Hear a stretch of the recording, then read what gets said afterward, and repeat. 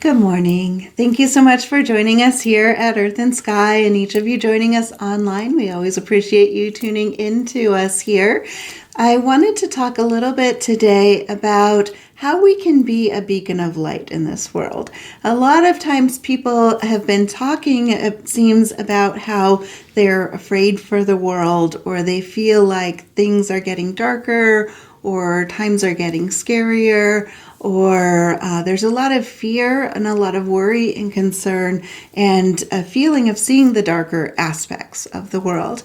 And I wanted to take today to kind of remind everybody about the power that we have innately within ourselves and the ability to create beautiful and significant changes, not only in our lives, but in the lives of all of those that are around us as well. And the more we activate these abilities within ourselves, the more we tap into this incredible, miraculous power of beautiful light that we have within us, the more we have an ability to change things in a community-wide and on a nationwide and even on a global scale. That power really is within each of us as an individual. Oftentimes people will feel like we are waiting or looking for that one person that can make a really big change that will impact all of us. But we forget that each person that is making these big impacts is a person just like us. And there is nothing that separates you from the person that you admire the most. And there is nothing that separates you from the person that you despise the most on the soul level. On the soul level, we are all created from this infinite light of love. And oftentimes we lose our way at points throughout this life. It may seem like a big cavern of difference that we have between other people, but truly there is a light and there is a power that is magnificent within each and every single one of you, and your ability to make changes in this world is very significant.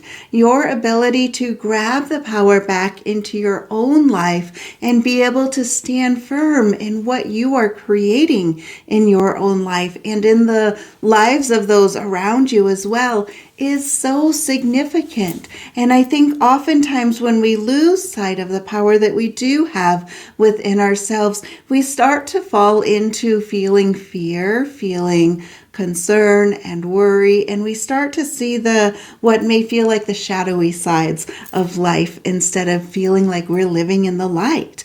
And I was pondering on this a little bit and had thought about the prayer of St. Francis that came to mind.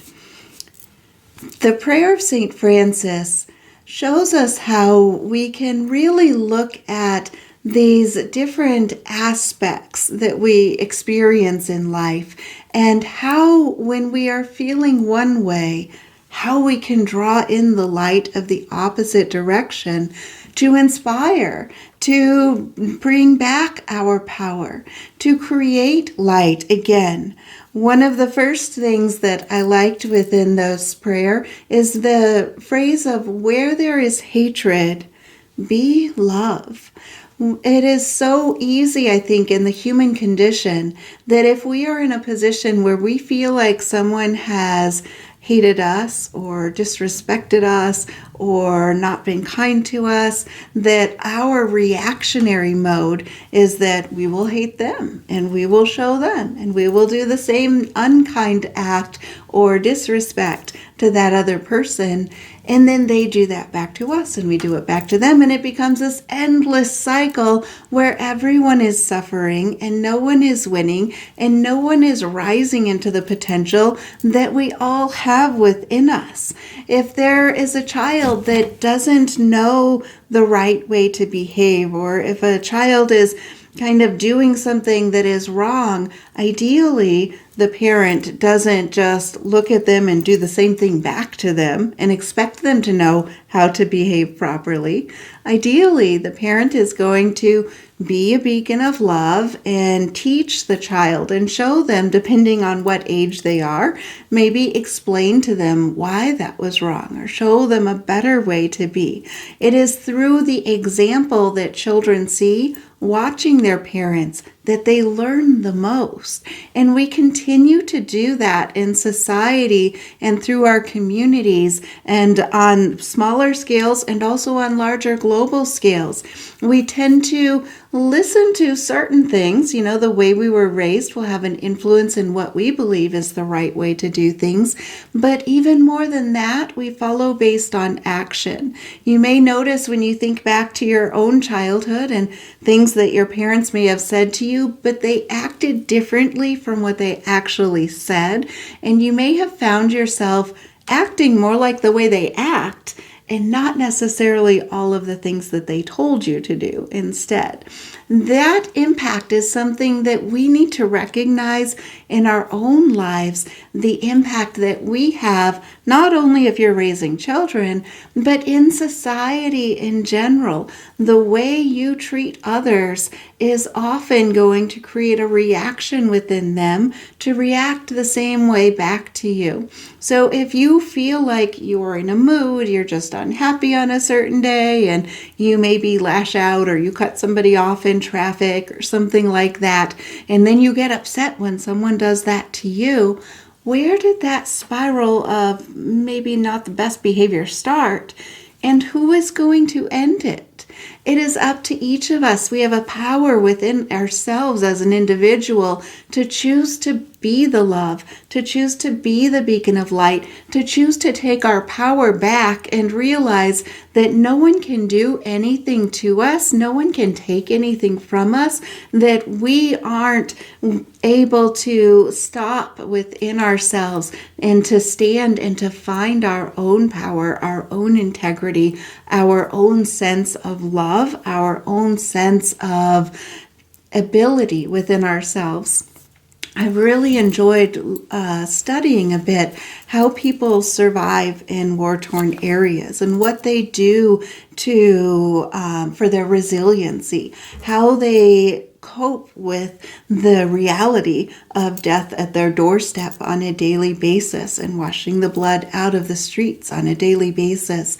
Some of the people that I've talked to, their stories are quite incredible with resiliency and being able to stand in their power still and being a beacon of love at the same time. One of the powerful examples that I had heard at one point was somebody talking about how every time somebody is killed, they wash away the blood right away because they don't want the opposition to feel like they are struggling in the sorrow and feel like they won. They take their power back by keeping the streets clean, by finding a way to see joy each day still, by finding a way to enjoy and embrace the community that they have around themselves that they've created. We can do that here in a way, in a place where we are not currently in war, thank goodness, and it might take the sting out of feeling like it is an impossible task when you begin to pull out of yourselves and recognize that we have a choice in every moment, in every action, in every thought that we have of being a beacon of love, of being somebody that will stand up for what is right and to stand up for recognizing that we won't give our power away by succumbing to being reactionary, by saying yes to the opponent and just reacting. Instead, we'll insert that pause and we'll decide, how do I want to respond to this? And what will my response make me feel about myself afterwards? So when you're in a situation where you are feeling hated by another person or another group, if you can let yourself rise in love and remember that who you are is incredible, who you are is beautiful, and who you are is powerful, and you can emit that love. When people are hurt, that is when they hurt other people. When we heal ourselves, we then have an ability to help heal other people. When we want to pull out of a cycle of feeling like we are always battling different individuals, we need to rise into love and to let love lead us. No one can, when somebody is being hurt, if maybe you're in public and you see somebody that is bullying somebody else, whether it is somebody that's maybe an employee at an establishment, or it might be somebody on the side of the road. If you see someone that is being bullied or being harassed in some way, become an ally.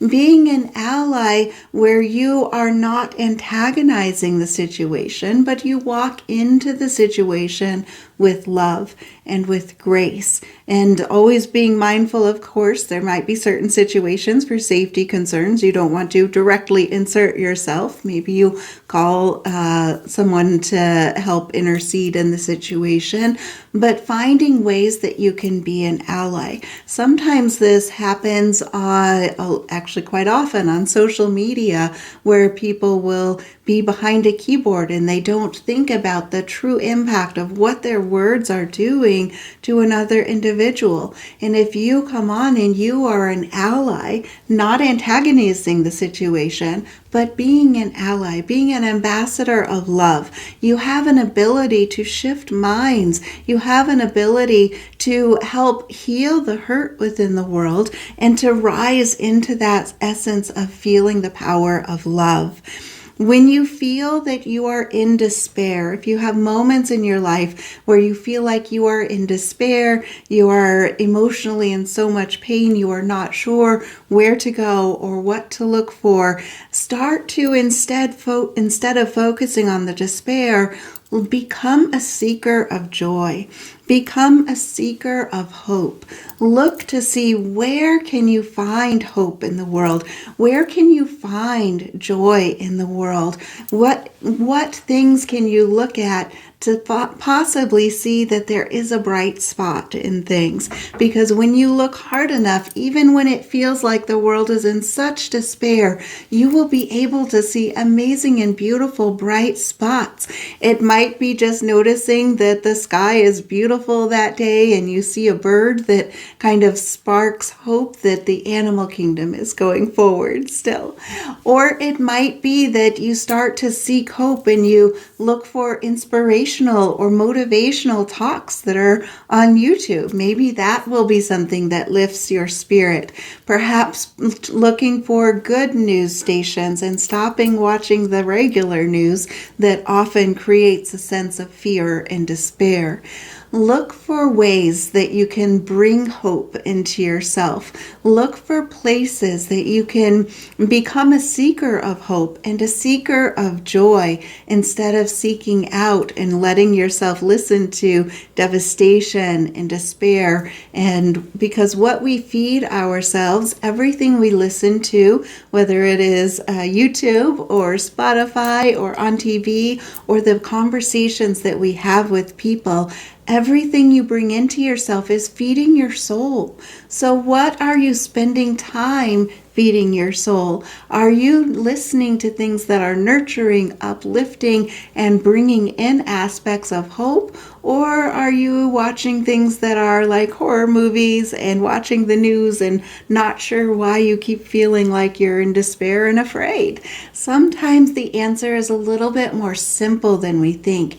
And it won't feel that way because the part in our brain that turns on fear, the part in our brain that turns on despair, it can be a very loud and overwhelming emotion, a loud chemical, and it will tell you that it has nothing to do with what you watch on TV. It has nothing to do with what you bring into your life, that it's just emotion. But I promise, as you start taking care of yourself and you really look at what are you feeding your soul, you're going to see a shift in these things. So look at, what are you bringing in? What are you listening to? What are the conversations you're having? I have so many people that will come to me at times that say they have all of these deep thoughts and they want deeper conversations and they get excited about talking about things that matter on a spiritual level, yet they feel so afraid to talk with anybody else in their circle about this.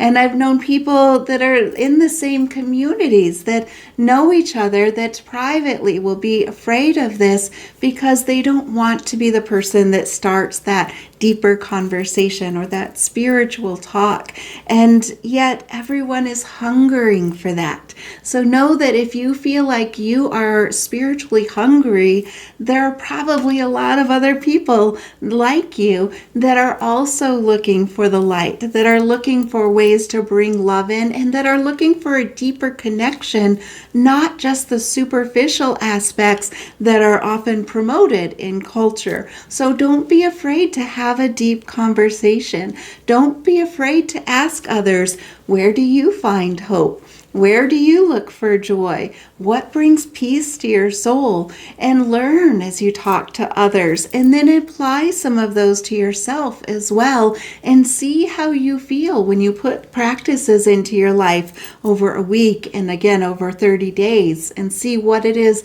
that you like, that really you want to stick with, because you find yourself lifting into love and finding greater joy and feeling hope when you wake up in the mornings, instead of feeling like it's the same old all the time. When you feel sorrow or when you see sorrow in the world, become a beacon of joy. One of the interesting things that my husband had gone through when he was younger, he was trying to figure out how to feel happy. And through his early adolescence and through his 20s, I believe he was in his 30s at the time, early 30s, and he was trying to figure out how to have joy. And so he had asked his father, how do you feel joy? Because his father was always very serious, and his own nature was very serious as well. And his father said, well, I don't think I would necessarily will have joy, and you probably have the same genes that I do, and so you just try to, make each day what you can, and you do the right thing, and you just kind of move forward that way, and it is what it is. It's just what happens with our genes. And so my husband didn't want to keep that answer for himself. He could have thought, oh, well, we are so much alike. I guess I will just have to make the most of what I can and be content with where I am. But instead he thought, I think there's a path for joy. I think there's a way to find this. And he became a seeker of joy instead of settling for sorrow or settling for just being content and things being okay as they were. And one of the things that he found was that there was some scientific research that showed to bring joy into your life, you need to smile more. And it has to become a regular habit. It's not just smiling, if somebody makes a joke and you think, oh, that's funny. It has to be like a permanent asphyxiation onto your face, or permanently affixed to your face. And so he started practicing that, and it felt a little awkward at first, but he would practice smiling for hours throughout the day. And whatever he was doing, he would think about, how did his face look? What was he feeling? Because you can feel those muscles when you're smiling. And over a period of time, it took a couple of years, but he started noticing slowly he was feeling more joy. And now he is a very happy guy. He laughs all the time. We always find ways to laugh every day. And he was able to shift that through that practice, sticking to it with that practice. Joy is a state of mind for him now. It easily could have been his whole life. He would never have gotten there. But he did, because he applied it and he became a seeker of joy. You can do this too. That might be the treatment that you decide to use, or you might find other paths that you use, but become a seeker of joy. Then you become a spark of joy, igniting that joy in others when they're in your presence. And when you have been wronged in certain ways at certain times, being able to offer forgiveness. Forgiveness does not mean you're saying, it's okay, you can just do that to people, I don't care. Forgiveness comes from a different place. It comes from a place within where you realize that even though that happened, you can let the grace of forgiveness wash through so that event doesn't have power over you anymore. Sometimes when we offer forgiveness, we still need to have some firm boundaries in certain relationships, but we can let go of the animosity. We let go of the resentment. We let go of the pain that was connected with it, and we pull our power back when we do.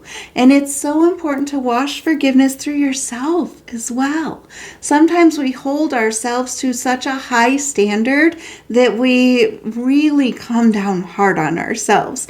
We may find ourselves at the end of the day saying, I wish I could have done more. I should have been better. Why didn't I have the right words for that conversation? Why didn't I think of that? I should be like this person or that person. It's better to let that go and know that you do your best each day.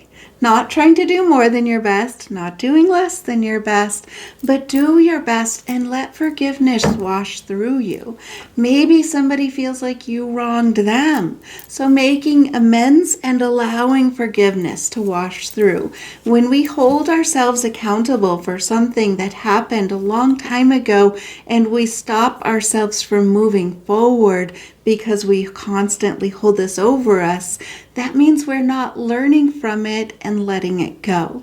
We need to learn from it, shift within ourselves, let it go, and rise into being a beacon of light and letting ourselves feel that grace that flows through us.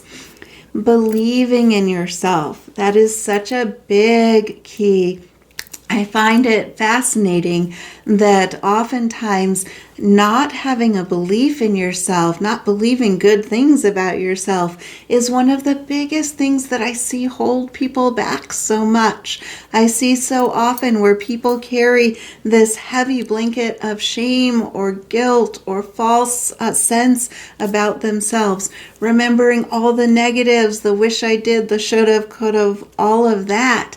And then it's like standing in molasses or being stuck in mud and longing to have a life that you dream of, yet feeling like it can't be yours. And it's only that inner voice holding you back. So instead, believe in yourself, because when you believe in yourself, you can create amazing things. You can create paths that will change your life and change the community around you, perhaps even nationally or globally. There is no stopping you when you believe in yourself. It is amazing. You can move mountains, and you can begin to realize that the mountain that you thought was blocking you is actually just you, and you are okay. And you can find that mountain is filled with strength as you conquer that that voice inside that says you can't or you didn't or you shouldn't or whatever.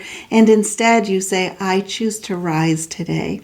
I choose to rise today to greet this day as a beacon of love. I choose to rise today to greet this day with the power of choice, knowing that I have the choice in every action and every thought that I have.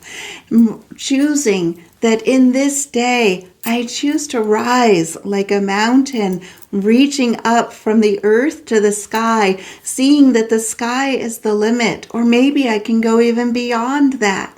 Saying to yourself that you have the ability to bring that fullness of power back into yourself, to be that light in the world.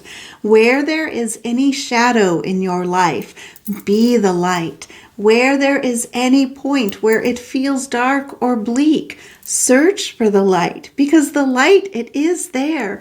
It only takes a tiny flicker of a flame to light up with an entire room. So be that light. If you feel like you aren't able to be that light yet, search for someone who is that light and embody them. Take on the same traits that they have, and you'll start to notice, even if at first it doesn't feel real, it will become real because you are embodying the light and you are worthy of this. And it is amazing the way this can change and shift and grow within you. This talk today was based on the prayer of St. Francis. St. Francis helps a lot with children and with animals and is such a gentle, nurturing spirit. I hope that gives you some good food for thought for today and some tips to put into practice. I would love to see in the comments what you plan to implement of how you can be a light in your own life in this world. What tips will you do to become a beacon of light? Or do you feel you already are a beacon of light? I would love to hear how you are doing it. How are you sharing this light? Where do you feel the light in your own life? What inspires you? And I look forward to seeing you next week. We will be bringing a couple of special guests on soon in some of our upcoming episodes. So stay tuned for some information about that. And I will look forward to seeing you next week. Please remember to visit our website, earthandskyscenter.com. Thanks. Have a great day, everyone.